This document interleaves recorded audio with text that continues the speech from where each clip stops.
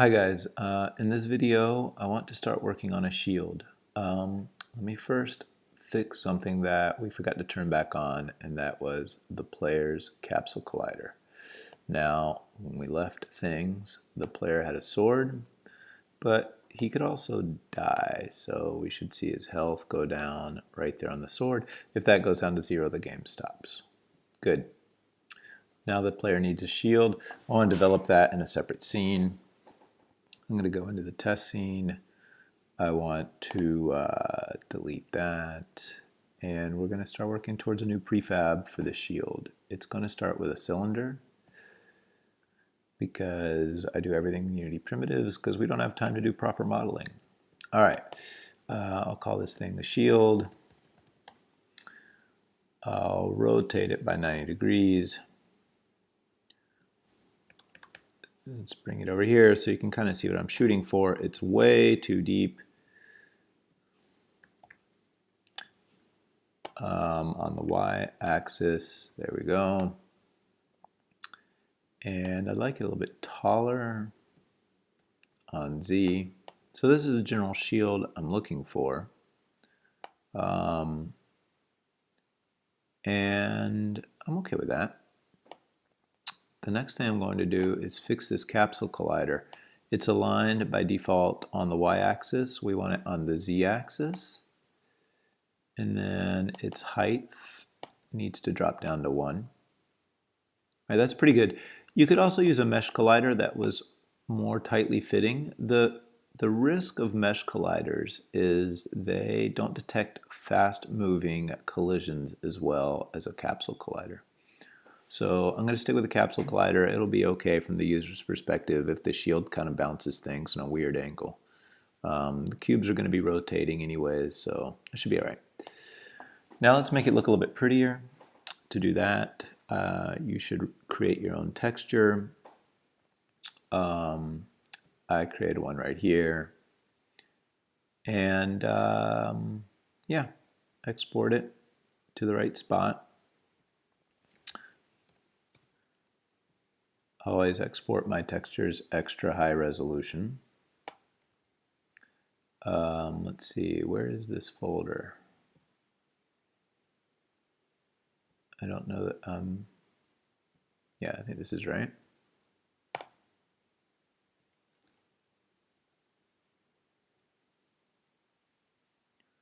I called it Shield. I'm just gonna have to live with that. And when I drop it onto here, there it is. I want it to be a little bit transparent. So when you create a texture like this, by the way, it automatically creates an associated material. And if you want to support transparency, you have to tell the material to do that. Then you can set its alpha value here so that you can kind of see through it some. And let's go with that so I can kind of see through the shield. It's important for the user to be able to see through the shield. When you're in VR, the shield is going to be big. It's going to be in your way. You want to see what's behind it. The other thing I like to do is make it a little bit more fun with a particle system. And again, I'm not going to spend too much time on the particle system here. It's really your job to make these particle systems pretty. I will just give you guys a couple hints. So for example, we can have a 0-speed particle system. We can take its shape and kind of align it better. Let's see, we want to rotate that by 90, maybe scale it by 0.5.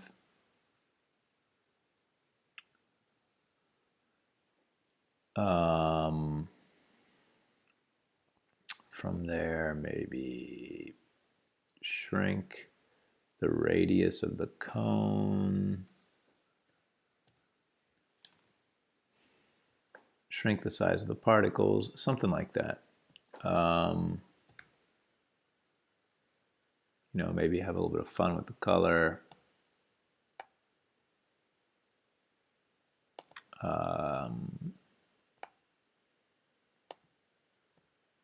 Have fun. Make your particle effects cool. That's all I'm going to do for now.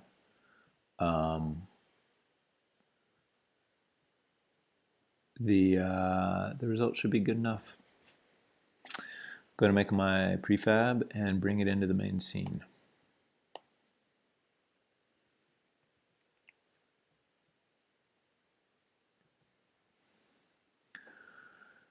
So here we are. This guy right now has a sword, and let's move that over just a little bit to the right, and then let's bring in our shield right next to the sword. He should have, I don't know, maybe there, maybe there, maybe there. So there's our shield. And let's see how these attack bots bounce off the shield. So I'm going to play, and I'm just going to grab the shield by the handles and see if I can't. I mean, they bounce okay. It would be more fun if they did a couple things. One, they need to be bouncier. So the attack bot right now has a rigid body under this child that has no specific physics material. I'm going to go into materials. I'm going to create a new physics material. I'll just call it bot. I'm going to make it super bouncy. No friction. Maximum bounciness. So now my attack bot prefab can select under here that to be bouncier. The other thing I'm going to do is I'm going to set the collision detection to continuous dynamic. This is because we don't want the shield to accidentally pass through the bots, and we just want the highest level collision we can get. If we've done that, we should get a little bit bouncier action off our shield, and hopefully you can see you can knock them pretty far. Not bad. Good enough for government work. Next up will be to bring this mini map onto the shield so that the user can hold the shield in his hand and look down at his arm and see the mini map.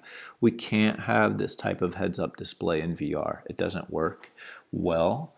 It's kind of annoying as you look around to have half your vision occluded by a mini map, and even if you could, you wouldn't get the stereoscopic view right, and it would look all distorted. So here we go.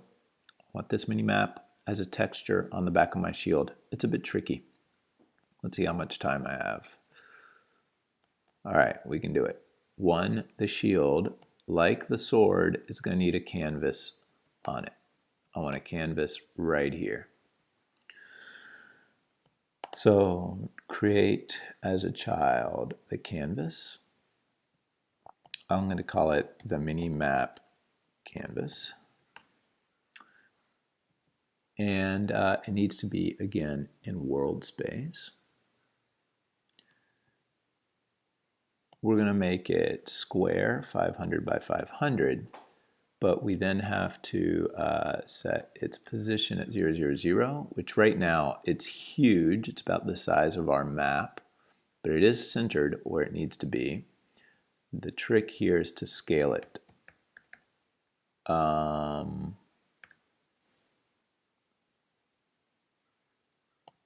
Let me see what I can do here. There it is. It's a little too tall. I'm going to create an image on it just so we can see the image, and I'm going to tell that image to be absolutely maximum size so I can easily see exactly how big my canvas is. It's way too tall. And take my canvas, I'm going to shrink it along Y 0.001.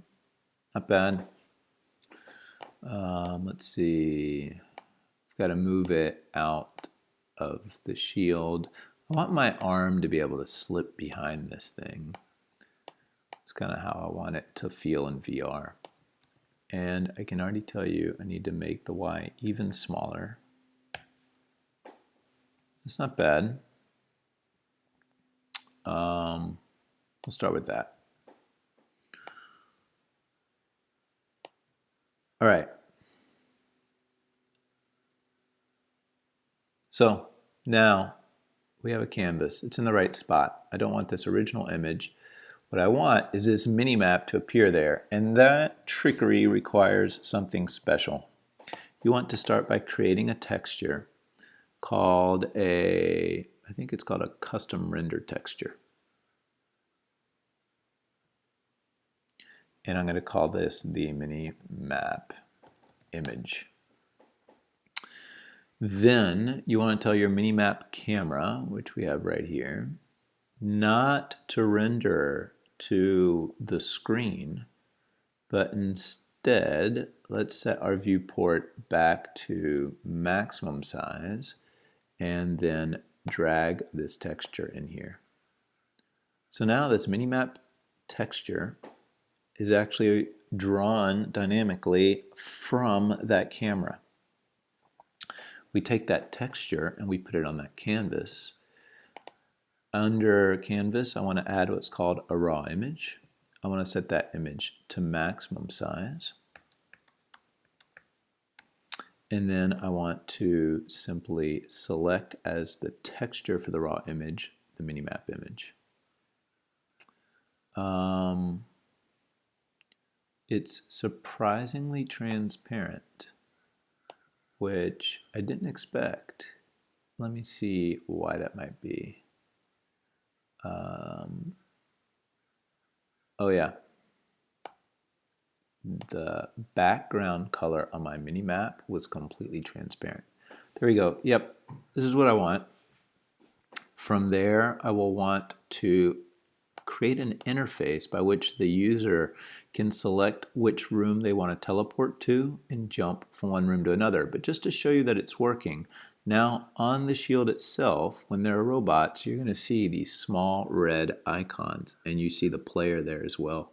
When you're holding this in VR, it's like as you're swinging around your arm, you can always check and look at the minimap and see what's going on.